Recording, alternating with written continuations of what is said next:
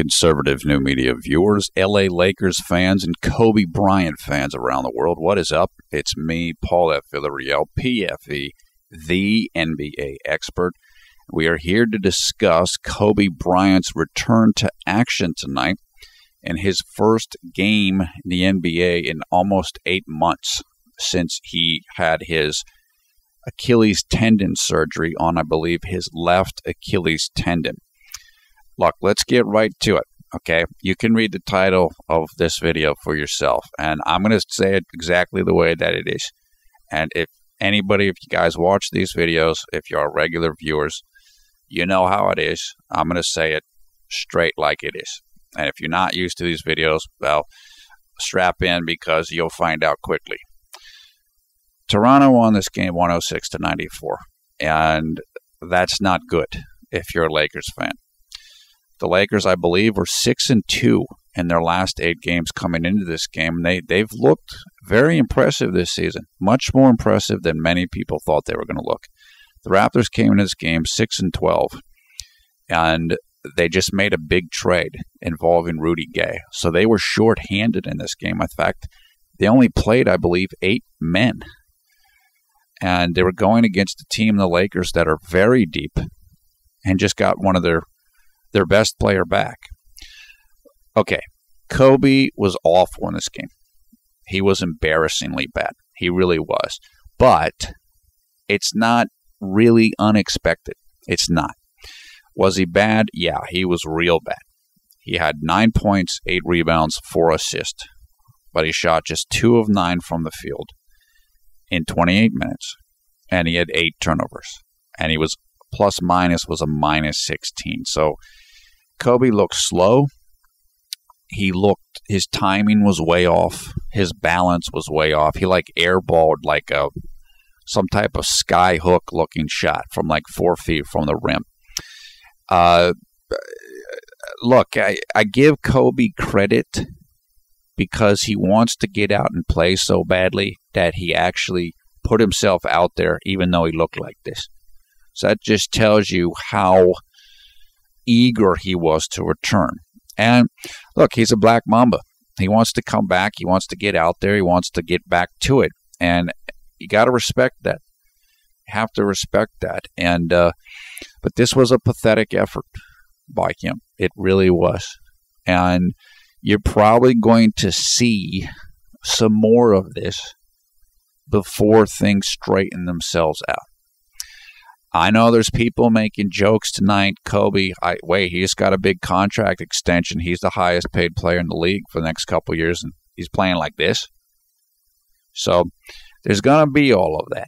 There's also people saying that Mike D'Antoni should have kept in Xavier Henry and not put back in Kobe, because I think Xavier had 17 points in like 14 minutes, and he was a leading scorer for the Lakers tonight. In other words, the point being that if Xavier Henry had stayed in the game and rather than Kobe, maybe the Lakers would have won. So that's what it's going to be. I've already looked at different sites on the internet already, heard everything. Kobe sucked. Kobe's horrible. Kobe's awful. Kobe's terrible. Kobe's done. Kobe's finished. Grandpa Kobe, etc., etc., etc., etc. So we're going to talk about that. Is that true? What's the real deal here? Look, the real deal is this. Kobe might have come back a little bit too soon. When I watched this game, I watched pretty much all of it, the first thought I had was he came back a little too quick. He maybe should have waited another couple more weeks. His conditioning didn't look good. He really looked slow. And what he looked like to me in watching him is he looked like a rec league player. Like somebody down at the YMCA or something, if you're familiar with the YMCA, if you're in the United States, or maybe there's YMCAs around the world, I'm not really sure. It's basically like a gymnasium and like a gym where people can go and work out. And there's basketball courts in many of them. And so you get a lot of like recreational league stuff. In some of the rec leagues, if you're familiar with them, sometimes you'll get people that have incredible skill levels. They're really good shooters. They're really good passers or whatever, but they're not good athletes. Physically, they're not that good. That's what Kobe looked like tonight. He looked like somebody with an incredibly high skill level who isn't an athlete. And that's just because he's coming off of this injury. He's got a whole bunch of mileage on him. And he's 35 years old. And so this is what it's going to look like. But I think Kobe's going to get much, much better than this. I think he's going to get back to the level that we're used to seeing him at. Now, is he ever going to be what he used to be? Is he ever going to be what he looked like last year when he had maybe the best second half of a year that he's had in 5 years or something? I don't know.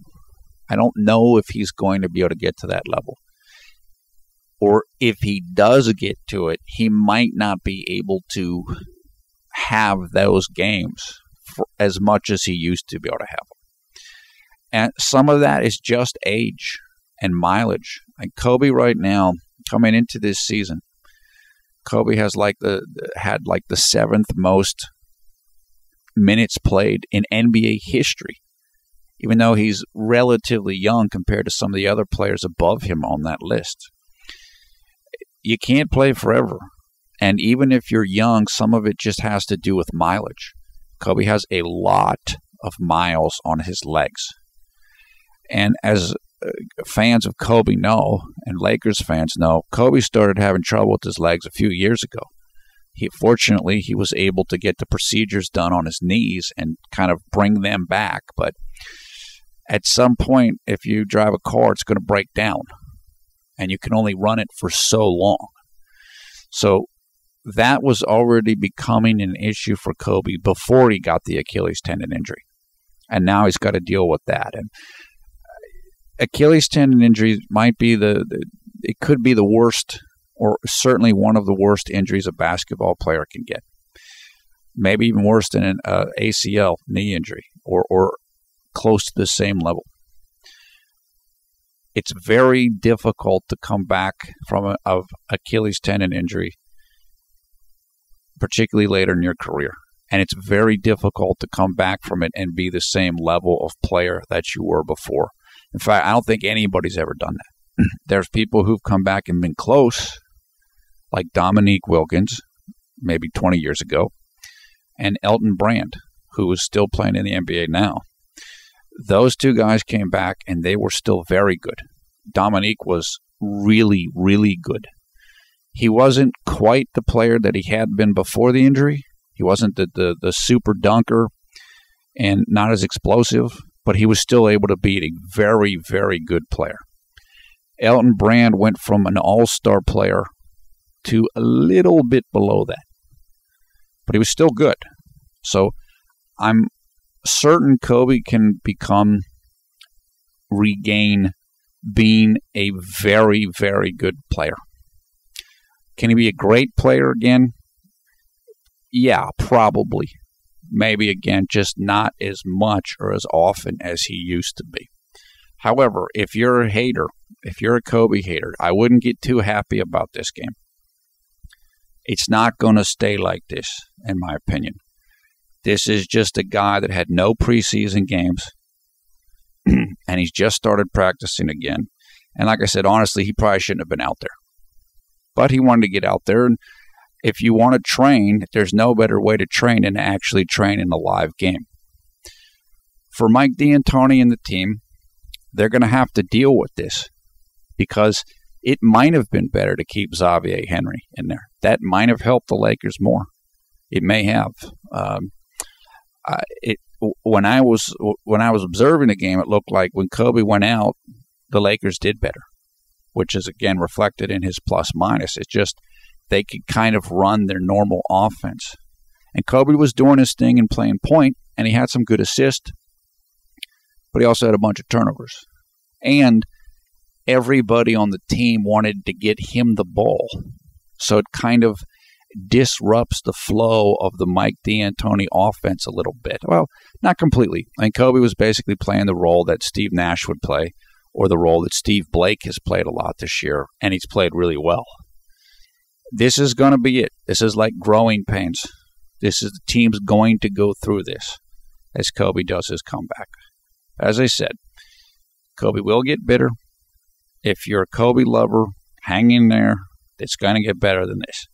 If you're a Kobe doubter and hater, I wouldn't get too happy yet because it's going to get a lot better, I would imagine, for Kobe and for the Lakers. So that's about it. Look, I hope that Kobe is able to stay healthy and keep his comeback in full form.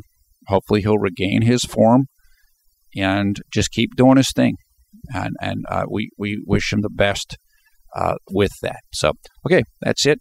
Your comments below, thumbs up, thumbs down on this video.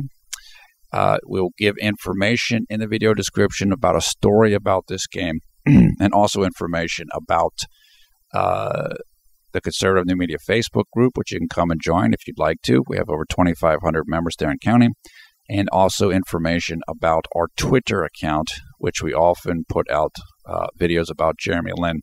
So if you'd like to come and follow us there, you can do that. I love the NBA, period. I do a lot of videos about Jeremy Lin, but as I said, I'm the NBA expert. I just love the NBA in general and make videos about the NBA in general when possible, like this video. Once again, I am Paul the Villarreal, PFV, the NBA expert. Thanks for watching Conservative New Media.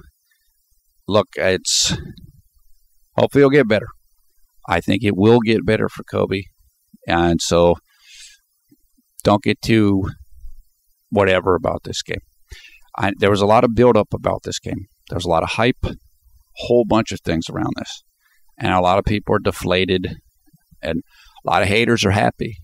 But as I said, let's just let this play out a little bit more. This is just one game. Kobe needed it. He needed to get it behind him, and we'll move on to the next game. So that's it for now. I hope everybody is having a good night or good day wherever you are around the world when you watch this video. Take care. We will talk to you soon.